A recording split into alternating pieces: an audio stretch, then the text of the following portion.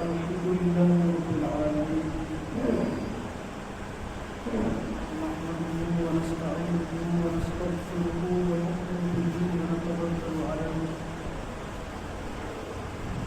ونعوذ بالله من شرور أنفسنا ومن سيئات أعمالنا من يهده الله فلا مضل له ومن يضلل فلا هادي له وأشهد أن لا إله إلا الله وحده لا شريك له وأشهد أن سيدنا حبيبنا شفيعنا ومولانا محمدا عبده ورسوله صلى الله تعالى على خير خلقه محمد وآله وأصحابه أجمعين وبارك وسلم تسليما كثيرا كثيرا أما بعد فأعوذ بالله من الشيطان الرجيم بسم الله الرحمن الرحيم وقال الله تبارك وتعالى في القرآن المجيد والفرقان الحميد وإذ يرفع إبراهيم القواعد من البيت وإسماعيل ربنا تقبل منا إنك أنت السميع العليم صدق الله مولانا العلي العظيم وصدق رسوله النبي الكريم اللهم صل على محمد وعلى آل محمد كما صليت على إبراهيم وعلى آل إبراهيم إنك حميد مجيد اللهم بارك على محمد وعلى آل محمد كما باركت على إبراهيم وعلى آل إبراهيم إنك حميد مجيد آج 15 مئی 2026 روز جمعہ چونکہ ذوالقعدہ کا مہینہ مکمل ہونے کے قریب ہے اور ذوالحجہ کا مہینہ بہت قریب ہے کہ شروع ہونے والا ہے، تو اسی اعتبار سے ہمارا جو عنوان رہے گا حضرت ابراہیم علیہ السلام کے امتحانات اور کچھ چند ضروری مسائل۔ حضرت سیدنا ابراہیم علیہ السلام جو کہ ان کے امتحانات بہت ہیں، اللہ تعالیٰ نے ان سے بہت امتحانات لیے اور ہر امتحان میں وہ بہت کامیاب بھی ہیں، مگر یہاں پر میں صرف 4 امتحان کا ذکر کروں گا اور 4 میں سے بھی آج ایک امتحان پر چھوٹی سی بات ہوگی اور 2 مسائل اور وہیں پر وقت مکمل ہو جائے گا۔ تو سیدنا حضرت ابراہیم علیہ السلام کا امتحان اول یہ ہے کہ انہوں نے اپنے والد سے گفتگو کی ہے اور ان کو ایک خدا کی دعوت دی ہے۔ تبلیغ کرنا یہ آسان کام تو نہیں ہے، مگر جب اپنے خود کے گھر میں تبلیغ کی جائے اور اپنے باپ کو تبلیغ کی جائے تو اور مشکل ہو جاتا ہے۔ کہنے کا مطلب یہ ہے سب سے پہلے کہ سیدنا ابراہیم علیہ السلام نے اپنے باپ آزر سے کچھ گفتگو کی کہ میرے باپ جن کو تم بناتے ہو وہ بت تراش بھی ہیں، بت فروش بھی ہیں اور بت پرستار بھی ہیں، نام آزر ہے۔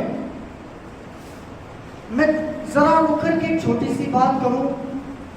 ایک بہت بڑے عالم کا ایک بار میں نے بیان سنا، اس میں ایک بات تھی کہ آزر جو ہے وہ ابراہیم علیہ السلام کے ابا کا نام نہیں ہے، لیکن کیونکہ آزر جو تھے ان کے اندر عیب تھا، اور ایک بہت بڑے جلیل القدر نبی کے باپ کے اندر عیب ہو یہ ممکن نہیں ہے۔ کچھ وقت گزرا، ایک مفتی صاحب نے ایک بات بتائی، میں چونکہ نام اس لیے نہیں لے رہا ہوں کہ ہر ٹائم نام لینا بہتر نہیں ہوتا۔ ایک مفتی صاحب نے ایک بات بتائی اور یہ بھی بہت جید مفتی صاحب ہیں، انہوں نے کہا کہ ان کا نام آزر ہی ہے، اور اس کی قرآن سے انہوں نے دلیل دی اور قرآن میں باقاعدہ طور پر آزر نام لکھا ہوا ہے۔ کہا کہ نام ان کا آزر تھا، اور جس عیب کی بات کی گئی وہ عیب یہ ہے کہ کوئی ماں باپ کے اندر وہ عیب جس سے بیٹے کو کو اپنے نسب کا پتہ نہ چل پائے کہ میں کس کی اولاد ہوں، تو کسی نبی یا پیغمبر کے ماں باپ میں یہ عیب نہیں ہو سکتا کہ ان کے ماں باپ ایسی گناہ میں مبتلا ہو جس سے ان کو اپنے سچ میں یہ نہ پتہ چل سکے کہ میرا سگا باپ یا سگی ماں ہے کون سی۔ ایسا عیب نہیں تھا، کیونکہ ایک نوح علیہ السلام کی بیوی ہے، ایک نوح علیہ السلام کے بیٹے ہیں جو کافر ہیں، تو اس طریقے سے کئی نبی گزرے ہیں، ان کی کسی کی بیوی، کسی کے بیٹے، کسی کے چچا اور کسی کے باپ کافر تھے،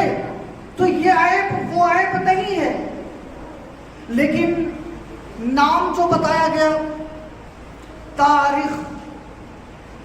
نام ہے حضرت ابراہیم علیہ السلام کے باپ کا نام۔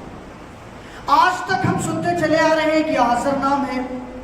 اب ہمیں کوئی بتائے کہ تاریخ نام ہے، پھر کوئی عالم سے سنے کہ ان کے باپ کا نام آزر نہیں چچا کا نام ہے، کوئی عالم قرآن سے دلیل دے کر کہے کہ ان کے باپ کا نام آزر ہے۔ جب اتنی باتیں ہم سنیں گے تو ہمارے سمجھ میں صحیح سے نہیں آ سکتا کہ حقیقت کیا ہے۔ حقیقت کا پتہ ہمیں نہیں چل پائے گا، کیونکہ ہم ایک کو سنیں گے، ہم سمجھتے ہیں کہ یہ عالم بہت بڑے ہیں، لیکن وہیں پر جب ایک مفتی صاحب نے ان کو رد کیا، اب ہم سمجھتے ہیں یہ بہتر ہے، ہمارے دل میں اس عالم کے لیے تھوڑی سی ویلیو کم ہو جاتی ہے۔ تو ہمیں ایسا نہیں کرنا ہے، بلکہ میں خلاصے کے طور پر ایک ایسی بات بتانے لگا ہوں جس سے یہ بات سمجھ میں آ جائے حقیقت میں ان کا نام کیا تھا،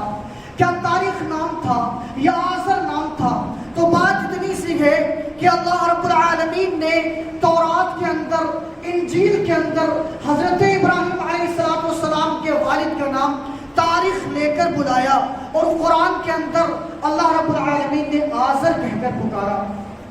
چونکہ قرآن کے آنے کے بعد پہلی جتنی کتابیں تھیں منسوخ ہو گئی، ان کے تمام جو قانون تھے وہ ختم ہو گئے، قرآن کا قانون چلے گا۔ اسی وجہ سے ہم قرآن پر چونکہ ایمان رکھتے ہیں تو ہم اس بات کو مانیں گے کہ ان کے باپ کا نام آزر تھا، مگر مسئلہ ابھی حل نہیں ہوا۔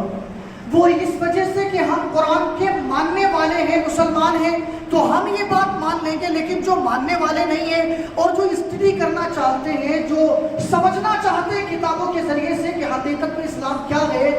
تو وہ جب وہاں تک پہنچیں گے تو وہ سوچیں گے یہ بھی آسمانی کتاب، یہ بھی آسمانی کتاب، اس میں نام کچھ اور ہے، اس میں نام کچھ اور ہے، تو ان کے سمجھ میں نہیں آئے گا۔ تو یہاں پر یہ تمام باتوں کا خلاصہ یہ ہے کہ یہاں اس مسجد میں بھی کچھ لوگ وہ بیٹھے ہیں کہ جن کا ایک لقب ہے اور ایک نام ہے، اور کئی دفعے لقب اتنا اوپر اٹھ جاتا ہے کہ نام دب جاتا ہے، نام کو لوگوں کا پتہ ہی نہیں ہوتا، اور لقب دنیا جان رہی ہوتی ہے، اصلی نام کچھ چند لوگ جانتے ہیں، لقب دنیا جانتی ہے، مشہور اتنا ہو جاتا ہے۔ سیدنا اسحاق علیہ السلام نام ہے، لقب بنی اسرائیل ہے، اور آج یہ انگلش کے اعتبار سے اسرائیل کہتے ہیں، جو بھی کچھ سالوں پہلے سے اور اب تک جو جنگ کا سلسلہ جاری ہے، اسرائیل کہتے ہیں۔ اسرائیل انگلش ورڈ ہے اور اسرائیل قرآن کے اعتبار سے لفظ ہے، تو اسرائیل کیوں ان کو کہتے ہیں؟ اسرائیل اسحاق علیہ السلام کا لقب تھا، اور لقب اتنا زیادہ مشہور ہوا کہ اسحاق لوگ نام تو نبی کا جانتے ہیں، مگر جو ان کی قوم تھی ماننے والی، ان کو آج بھی لوگ اسرائیل اور اسرائیل کہہ کر پکارتے ہیں، یہودی کے نام سے جانتے ہیں۔ یہ اسحاق علیہ السلام کی قوم تھی، اس بارے میں کوئی نہیں جانتا اسحاق کا اصلی نام کیا تھا، یہ نام جو ہے نا اس کے بارے میں لوگ نہیں جانتے، اسرائیل جانتے۔ تو اسی طریقے سے تاریخ نام حضرت سیدنا ابراہیم علیہ السلام کے باپ کا جو نام تھا تاریخ تھا، یہ نام اصلی نام تھا، اور لقب تھا آزر۔ نام اصلی تاریخ تھا، لقب آزر تھا۔ تورات اور انجیل کے اندر تاریخ لقب جو نام تھا اس سے اللہ نے پکارا، اور جو لقب آزر تھا اس سے قرآن کے اندر پکارا۔ اگر میں اپنی ایک چھوٹی سی رائے دوں، چونکہ میں طالب علم ہوں، میری رائے کو بڑی رائے نہیں ہے، لیکن میں سمجھانے کے لیے اگر رائے دوں، مثال دوں، تو وہ یہ ہوگی کہ پہلے تاریخ نام سے پکارا، پھر بعد میں قرآن میں آزر سے پکارا۔ ایسا کیوں؟ ایسا اس وجہ سے جو مجھے سمجھ میں آتا ہے، جیسے کسی کا لقب ہوتا ہے، بہت مشہور ہوتا ہے، اس کا اصلی نام کچھ لوگ جانتے ہیں، بہت کم لوگ جانتے ہیں، لیکن اگر کوئی ریسرچ کرنے والا سرکاری یا کوئی بھی کام ہو، آدھار کارڈ یا کوئی اور بھی کارڈ کے نام سے، تو اصلی نام اس کا چلتا ہے، اس سے اصلی نام پوچھا جاتا ہے، لیکن اس کو دنیا میں گزر جانے کے بعد جب کافی سال گزر جاتے जाते हैं तो असली नाम की भी अब जरूरत नहीं रह जाती। अब चंद लोग होते हैं जो उसको पुराने जानने वाले होते हैं, तो वो जो मशहूर नाम था उसी नाम लेकर के जब बताते हैं लोगों के फला यहाँ वो शख्स रहा करता था, तो लक़ब वाले नाम से ही लोग उसको जानते पहचानते और बताया जा सकता है। मैं समझता हूँ कि अल्लाह ने जब तौरात और इंजील में ये नाम पुकारा तारीख, तो चूंकि अभी इब्राहिम अलैहिस्सलाम का जमाना करीब का था, असली नाम से पुकारा, लोग जानते होंगे। और जब कुरान आया तो काफी जमाना बीच में गुजर गया था, तो अब सिर्फ लक़ब की जरूरत थी, तो लक़ब आज़र लेकर के पुकारा। तो नाम एक ही इंसान का है और वो हजरत सैयदना इब्राहिम अलैहिस्सलाम के बाप हैं। तो हम चूंकि कुरान के मानने वाले हैं, हम आज़र ही याद रखेंगे, लेकिन बात अगर पूरी याद रहे तो उससे हमें डाउट नहीं होगा। और हम चार उलमा की बात सुनकर के भी कभी ये नहीं सोचेंगे कि कौन सही बोल रहा है और कौन गलत बोल रहा है, ये तो पूरी बात हो गई। सैयदना इब्राहिम अलैहिस्सलाम ने अपने बाप से जब ये बात कही कि जो तुम बुतों को बनाते हो, उसी को तुम पूजते हो, उसी को तुम बेचते हो, ये तो बहुत आसान सी बात है, हर शख्स समझ सकता है कि जो इंसान बनाता है और जिसको हम बना रहे हैं हम उसी को खुदा समझ रहे हैं, ये तो पागलपन है, ये तो बेवकूफ़ी है। सैयदना इब्राहिम अलैहिस्सलाम के जवाब में जो उनके बाप ने बात कही, वो बात ये थी कि उन्होंने कहा तमाम शहर के जो पत्थर हैं मैं इकट्ठा करके तुम्हें संगसार कर दूंगा, खत्म कर दूंगा, इसके बाद आइंदा कभी भी ऐसी बात ना कहना, निकल जाओ यहाँ से, चले जाओ। तो हजरत इब्राहिम अलैहिस्सलाम वहां से निकल गए, अपना घर छोड़ना पड़ गया। बात जो समझने की है वो ये है कि जब मैंने शुरू में जो बात कही, कोई इंसान तबलीग करे और शुरुआत अपने घर से करे, जब उसका बाप माँ उसके घर वाले उसकी बात न सुने और जब वो बाहर किसी को बताने जाए कि ये बात है, ये दीन लेकर आया, तो लोग कहेंगे कि तुम्हारे घर वाले तो तुम्हारी बात सुनते नहीं, तुम्हारे माँ बाप तो तुम्हारी बात मानते नहीं, तुम हमें बताने आए हो, जिसकी वजह से तुम्हें घर छोड़ना पड़ गया, हमें वो बात समझाने आए हो। लोग यकीन नहीं करेंगे, नहीं मानेंगे, लेकिन इब्राहिम अलैहिस्सलाम ने फिर भी लोगों को वो बात बताई और पहुंचाया, कलमे तैयबा लोगों तक पहुंचाया, एक अल्लाह की दावत दी है। मगर एक बात और भी है जो हमें इससे एक सबक मिलता है, एक दर्स मिलता है, वो क्या है? इब्राहिम अलैहिस्सलाम के जो बाप हैं वो बुतों के पूजने वाले, बनाने वाले तो जरूर है। इब्राहिम अलैहिस्सलाम एक नबी है, नबी हो करके अपने बाप से जो बात जिस अंदाज से की है, ऐ अब्बा कहकर कहा, अब्बा इन बातों को मानो, अल्लाह को मानोगे तो कामयाब, नहीं मानोगे तो नाकाम हो जाओगे। घर छोड़ दिया, बाप ने धमकी की, कबूल कर लिया। ये ऐसा नहीं कहा कि इस घर में मेरा भी हक है, मैं सरकारी कार्रवाई करूंगा, ऐसा नहीं कहा। हमें पता ये चलता है अगर बाप का मजहब दूसरा हो, अपने बेटे का मजहब दूसरा हो, तब भी बेटा अपने बाप से ज्यादा ऊंची आवाज में बात ना करे। इससे सबक ये मिलता है कि हर लम्हा, हर लहजा बेटा बाप को बाप ही समझकर बात करेगा, उससे ओवर बात नहीं कर सकता, भले मजहब कोई हो। यहाँ तो मजहब वही होता है, लेकिन बाप को बाप समझकर बात नहीं की जाती। चंद साल लगते हैं, 12-15 साल की उम्र में जाकर के चंद पैसे कमाने के बाद में बेटा बाप को गिरी नजरों से नहीं देखता, बल्कि बाप खुद बेटे से डरने लग जाता है। आज का हाल ये है, मैं खुद अपनी नजरों से जो देख रहा हूँ वो बता रहा हूँ। बाप खुद डरने लग जाता है, चंद साल कमाने के बाद जब आता है कुछ रुपए लेकर के रोआम झाड़ना शुरू करते हैं। तो ये बात है, यहाँ इब्राहिम जैसा नबी है और आज़र जैसा पुतों का बनाने वाला बाप है, लेकिन फिर भी झगड़ा नहीं किया, निकल गए, बात मान ली। उसके बावजूद अल्लाह ताला ने इस इम्तिहान में इसको कामयाब किया है। बातें चूंकि बहुत सी हैं, मैं समझ लो ये एक इम्तिहान की बात मेरी हो गई। मैं एक मसला, चूंकि टाइम कम है, एक मसला बताता हूँ, वो ये है कुर्बानी के ताल्लुक से, और ये आज बताना भी ज़रूरी है। वो ये है कि जब कुर्बानी का कोई जानवर ख़रीदता है, आमतौर से हमारे यहाँ नहीं होता, लेकिन शहरों में ज़्यादातर होता है, लेकिन हो सकता है यहाँ भी कोई ऐसा करता हो। वो क्या है कि जब बिल्कुल करीब टाइम आ जाता है तब कोई जानवर ख़रीदा जाता है और उसके बाद उसकी कुर्बानी की जाती है। तो कुर्बानी तो हो जाती है, लेकिन जो फ़लसफ़ा कुर्बानी का है वो उसके अंदर नहीं आ पाता। वो फ़लसफ़ा क्या है?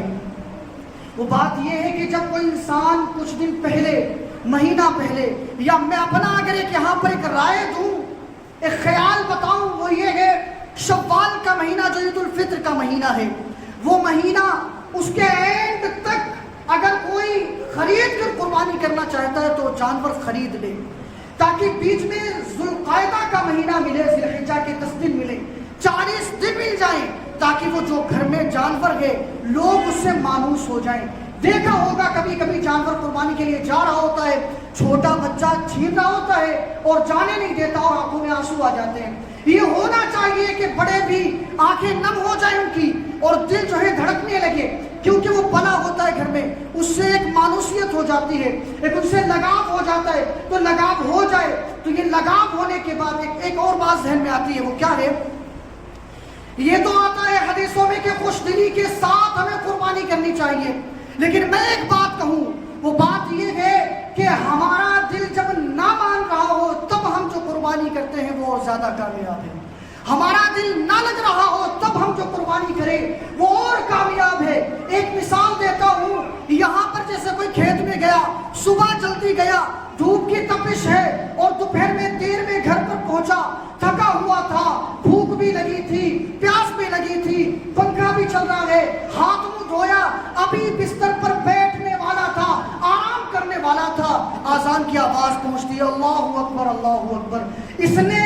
आराम करना छोड़ दिया, जिस्म कह रहा था आराम करो, इसको प्यास और भूख लगी थी, पेट कह रहा था खाना खाओ, इसने बात नहीं मानी। दिल कह रहा था सुकून की जरूरत है, इसने दिल की बात नहीं मानी। दिमाग कह रहा था जरा तो लेट लो, नहीं लेटा, चलकर मस्जिद में आ गया। दिलो दिमाग जिस्म सारा वजूद खिलाफ था, लेकिन दिल के गोशे में अल्लाह की आवाज आ रही थी, नहीं तुम्हें चलना है। अब जब ये आएगा तो ये कामयाबी की ज्यादा जमानत और सनद होगी इसके कबूल होने में। तो ऐसे ही जब कुर्बानी का बकरा या बकरी या जो भी कुर्बानी में जानवर इस्तेमाल किए जाते हैं, जब वो जानवर उसको कुर्बानी के लिए लेकर जा रहे होते हैं और वहां ले जाने वाला ले जा रहा है, यहाँ दिल धड़क रहा है, यहाँ आंसू है, यहाँ नमी है, यहाँ दिल चाह रहा है कि ये हम इसको ना जाने दें, लेकिन चूंकि कानून शरीयत को हमने सामने रखा, अल्लाह की रजा को सामने रखा और उसको जाने दिया, तो कामयाबी की ज्यादा जमानत है।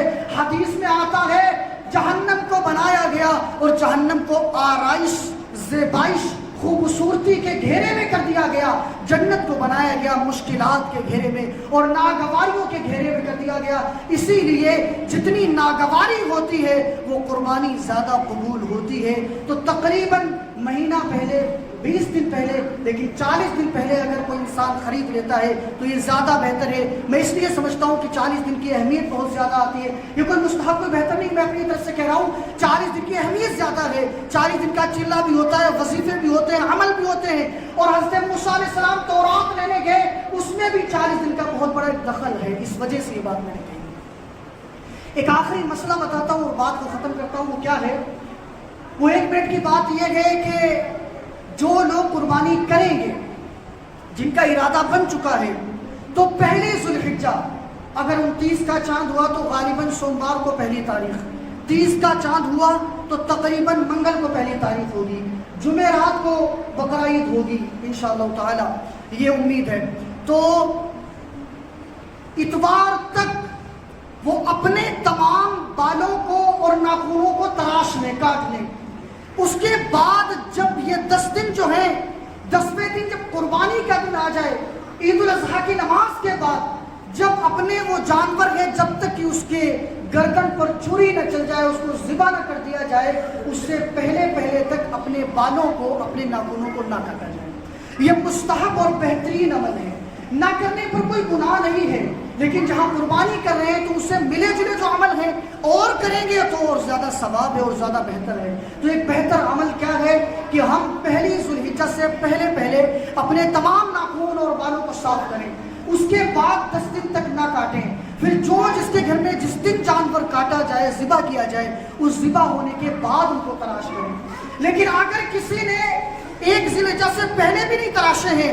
और 1 ज़िल्हिज्जा के बाद उसके घर में कुर्बानी है और वो सोचता है कि मैं ना तराशूं, लेकिन अगर वो 40 दिन के अंदर पहुंच जाते हैं, उसके जो बाल हैं, जो नाखून है, तो अब शरीयत का हुक्म है, पाकी चूंकि फर्स्ट है, पाकी चूंकि इसमें पहला नंबर है, اور شریعت کے اندر قانون کے اندر پاکی کو بہت اہمیت دی گئی، تو پاکی کو پہلے رکھ کر کے ناخن اور بالوں کو صاف کر دیں گے، اب اس مستحب عمل کو نہیں اپنائیں گے۔ بات تقریباً یہ سمجھ میں آئی ہوگی۔ اللہ سب سے پہلے مجھے اور تمام لوگوں کو عمل کی توفیق عطا فرمائے اور سمجھنے کی توفیق عطا فرمائے۔ وآخر دعوانا الحمدللہ رب العالمین۔